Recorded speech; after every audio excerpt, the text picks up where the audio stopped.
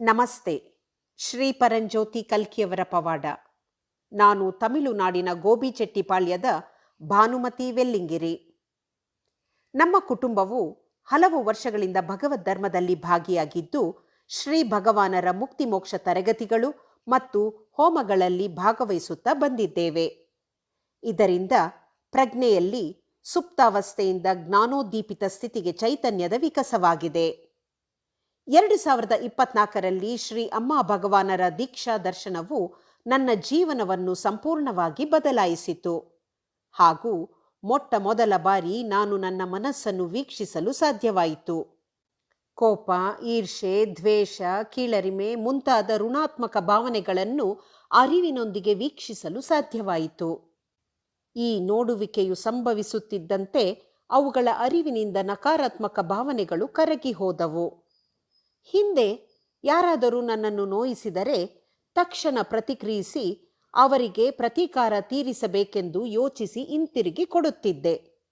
ಆದರೀಗ ನನ್ನ ನಡವಳಿಕೆಯಲ್ಲಿ ಸ್ಪಷ್ಟವಾದ ಬದಲಾವಣೆ ಕಂಡುಬಂದಿದೆ.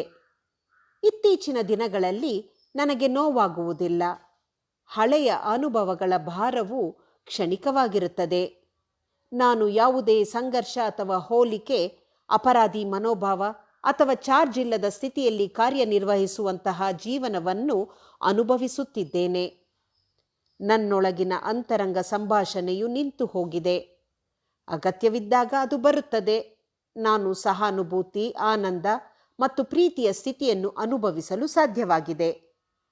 ಪ್ರಕ್ರಿಯೆಗಳ ಸಮಯದಲ್ಲಿ ಏಕತ್ವದ ಅನುಭವವು ಶ್ರೀ ಪರಂಜ್ಯೋತಿ ಭಗವತಿ ಭಗವಾನರಿಂದ ಬಂದ ಒಂದು ಮಹೋನ್ನತ ಆಶೀರ್ವಾದವಾಗಿದೆ. ಪ್ರಾರ್ಥನೆಯ ಶಕ್ತಿಯು ಇನ್ನೊಂದು ಮಹತ್ತರ ಅನುಗ್ರಹ.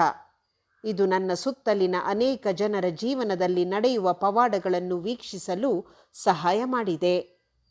ನನ್ನ ಜೀವನದುದ್ದಕ್ಕೂ ಧರ್ಮದ ಸೇವೆಯನ್ನು ಮಾಡುವುದನ್ನು ಮುಂದುವರಿಸುವುದು ನನ್ನ ಏಕೈಕ ಹೃತ್ಪೂರ್ವಕ ಇಚ್ಛೆಯಾಗಿದೆ. ವರ್ತಮಾನದಲ್ಲಿ ಜೀವಿಸುವ ಈ ಸುಂದರವಾದ ಅನುಭವಕ್ಕಾಗಿ ಶ್ರೀ ಪರಂಜ್ಯೋತಿ ಭಗವತಿ ಭಗವಾನರ ಪಾದಕಮಲಗಳಿಗೆ ಹೃತ್ಪೂರ್ವಕ ಕೃತಜ್ಞತೆಗಳು.